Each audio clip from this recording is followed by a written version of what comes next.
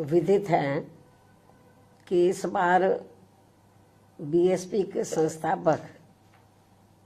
एवं जन्मदाता मान्यवर श्री कांशीराम जी की जयंती को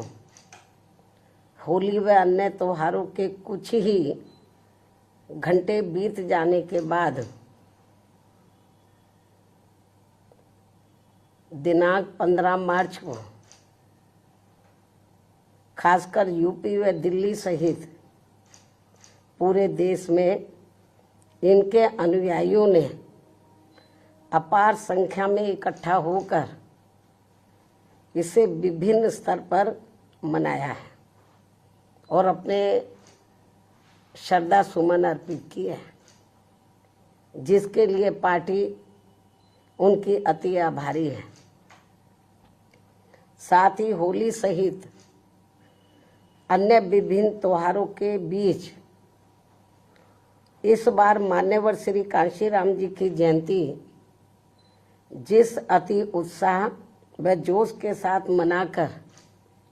उनके अनुयायियों ने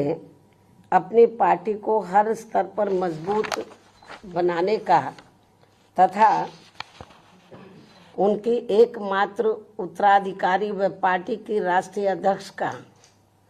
अपने पूरे तन मन धन से साथ देने का जो संकल्प लिया है, तो उसने पार्टी को मजबूती देने के लिए मेरे हिम्मत व हौसले को कई गुना और ज़्यादा बढ़ा दिया है, जिसे मैं अभी तक की तरह आगे भी अपने जीते जी अपने व्यक्तिगत तथा भाई बहन व रिश्ते नातों आदि के स्वार्थ में कभी भी कमजोर नहीं पड़ने दूंगी। वैसे भी मेरे भाई बहन व अन्य रिश्ते नाते आदि मेरे लिए केवल बहुजन समाज का ही एक अंग है, उसके सिवाय कुछ भी नहीं है। इसके अलावा पार्टी व मूवमेंट के हित में बहुजन समाज के जो भी लोग अपनी पूरी ईमानदारी व निष्ठा से कार्य करते हैं, तो उन्हें पार्टी में जरूर आगे बढ़ने का मौका दिया जाएगा और इस मामले में मेरे रिश्ते नाते आदि भी आड़े नहीं आएंगे। यहाँ मैं सावधानी के तौर पर ये भी बताना चाहूँगी कि पिछले कुछ वर्षों से सत्ता व विपक्ष में बैठी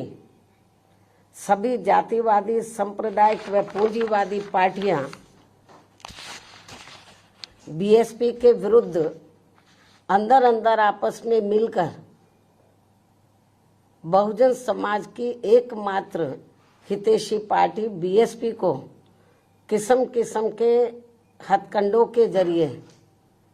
इसे कमजोर करने की पूरी कोशिश में लगी है, क्योंकि यहाँ जातिवादी पार्टियों को खासकर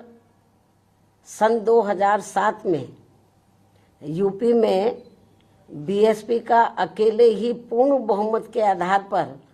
सत्ता में आना अभी तक भी उनके गले के नीचे से कतई भी नहीं उतर पा रहा है और तभी से यहाँ सभी जातिवादी व खासकर दलित विरोधी पार्टियां किस्म किस्म के हथकंडे इस्तेमाल करके बीएसपी को कमजोर व खत्म करने में लगी है। इसी प्रकार बाबा साहब डॉक्टर भीमराव अंबेडकर के जीते जी भी इन्हीं जातिवादी पार्टियों ने इनके कारवां को किस्म किस्म के हथकंडे इस्तेमाल करके उसे कमजोर व खत्म करने का पूरा प्रयास किया था, जिसे बाबा साहब ने व बाद में मान्यवर श्री कांशीराम जी ने भी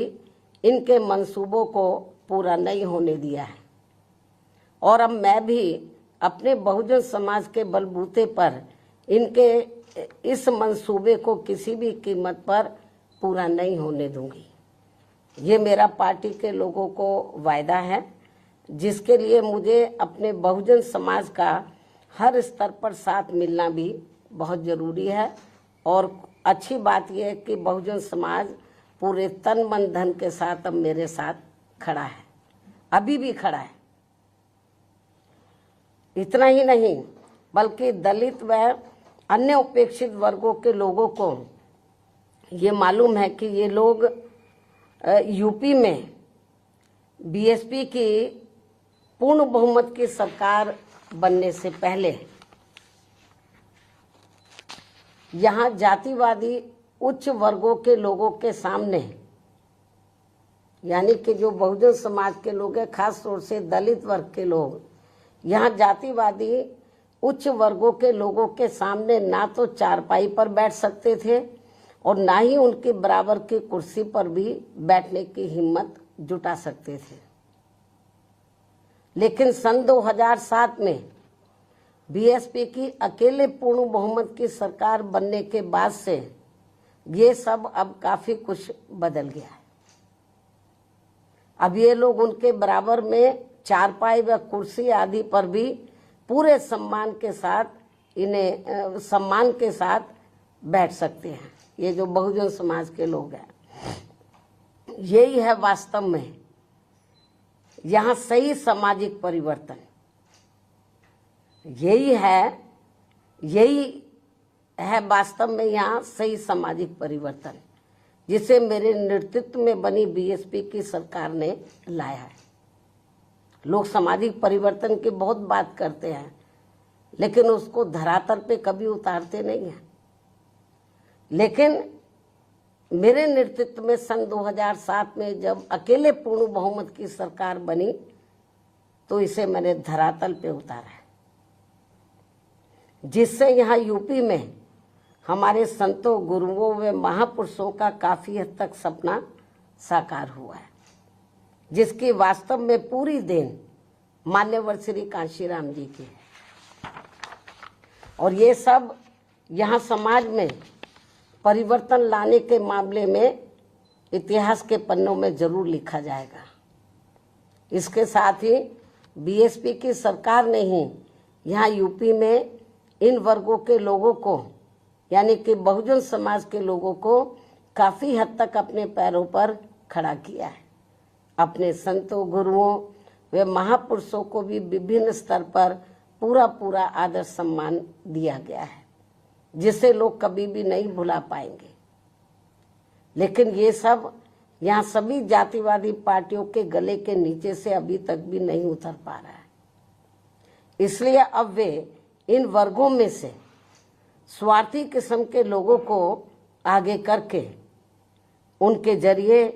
विभिन्न नाम पर अनेकों छोटे छोटे संगठन व पार्टियां आदि बनवा के बीएसपी की इस ताकत को बांटकर इसे कमजोर करने में लगे, जिनसे बहुजन समाज के लोग जरूर सचेत रहें। यही समय की मांग है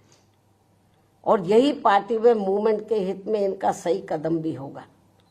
यदि हमारे लोग सचेत रहते हैं। इसके अलावा यहाँ मैं ये भी कहना चाहूँगी कि देश के प्रधानमंत्री बीच बीच में अपनी खुद की गरीबी का तो जरूर उल्लेख करते रहते हैं,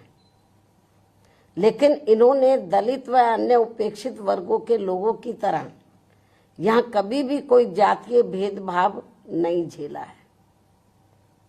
जो ये सब हमारे संतों, गुरुओं व महापुरुषों ने समय समय पर झेला है, जिसे अभी भी इनके अनुयायी काफी हद तक झेल रहे हैं। इसलिए पार्टी के मिशनरी व परिपक्व लोगों से आज मेरी ये भी पुरजोर अपील है कि वे ये सभी जरूरी बातें अपने बच्चों व खासकर युवा पीढ़ी को जरूर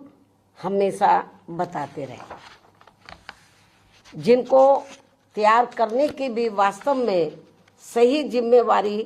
इन्हीं लोगों की ही है। इस उम्मीद के साथ ही अब मैं पुनः होली आदि के त्योहारों के बीच में इस बार मान्यवर श्री कांशीराम जी की जयंती बड़े जोश व उत्साह के साथ मनाकर इनके अनुयायियों ने जो इनको अपना पूरा आदर सम्मान दिया है तथा मेरे साथ साथ इनके करोड़ों अनुयायियों का भी काफ़ी हौसला बढ़ाया है, उन सभी का हार्दिक दिल से आभार प्रकट करते हुए अब मैं अंत में यही कहना चाहूँगी कि इस समय संसद सत्र चल रहा है, यह आप लोगों को मालूम है, जिसमें देश में आम जनहित के मुद्दों पर कम बल्कि अपने अपने स्वार्थ में राजनीति करने पर ज्यादा जोर दिया जा रहा है, जो ये अति चिंता की बात है। साथ ही पिछले कुछ समय से वक्फ बोर्ड पर भी सत्ता व विपक्ष द्वारा जो राजनीति की जा रही है, तो ये भी अति चिंता की बात है। और यदि ये मामला समय रहते आम सहमति से सुलझा लिया जाता तो ये ज्यादा बेहतर होता। केंद्र